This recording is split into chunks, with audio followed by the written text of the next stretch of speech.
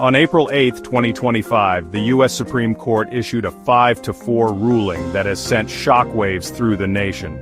The court allowed the Trump administration to reinstate the 1798 Alien Enemies Act for deportations. This law grants the executive branch authority to detain and deport non-citizens deemed a threat during wartime. The decision has reignited the debate over immigration and national security. Critics argue the AEA is outdated and sets a dangerous precedent. Proponents applaud the court for recognizing the executive branch's authority to protect the nation. They maintain the AEA is vital in the fight against terrorism. The decision highlights the complexities of balancing national security with individual rights. Amidst the controversy, a crucial aspect of the ruling offers a glimmer of hope for those concerned about the erosion of civil liberties. In a unanimous decision, the court affirmed the fundamental right to due process for all individuals, regardless of their citizenship status. The justices emphasized that every person facing deportation under the AEA must be given notice of the charges against them and a fair opportunity to challenge their deportation in a court of law.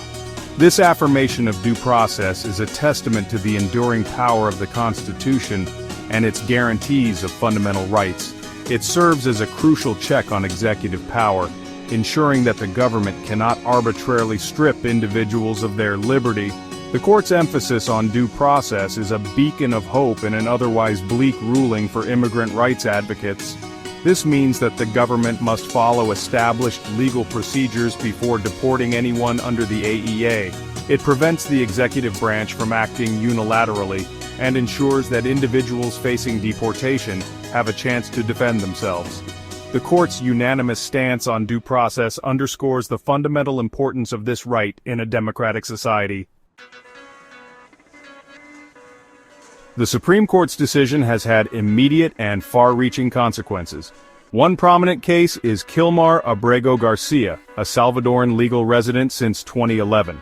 Garcia was deported in 2025 under the AEA, despite a 2019 court order protecting him. His case highlights the human cost of immigration policies and legal complexities. Garcia's lawyers argue his deportation was unlawful and violated due process rights. They maintain he is not a threat and was deported based on faulty intelligence. The government contends his deportation was justified on national security grounds. They argue the 2019 court order is invalid after the Supreme Court's ruling. Garcia's case is one of many caught in this legal battle. The debate over immigration in the United States is not new. It is deeply intertwined with the nation's history, dating back to its founding. The land that is now the United States was originally inhabited by diverse indigenous nations. The arrival of European colonists in the 16th century marked the beginning of centuries of immigration, shaping the nation's demographics, culture, and identity. The United States has always been a nation of immigrants, built on the backs of those who came seeking a better life. From the first English settlers in Jamestown to the waves of Irish, German, Italian, Chinese, and countless other immigrants who arrived in the centuries that followed, the story of the United States is one of constant change and evolution. Each wave of newcomers has faced its own set of challenges, from discrimination and prejudice to economic hardship and social exclusion.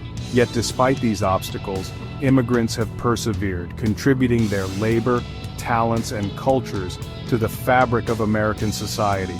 The current debate over immigration is a continuation of this long and complex history, reflecting the ongoing struggle to define the nation's identity and values in an ever-changing world.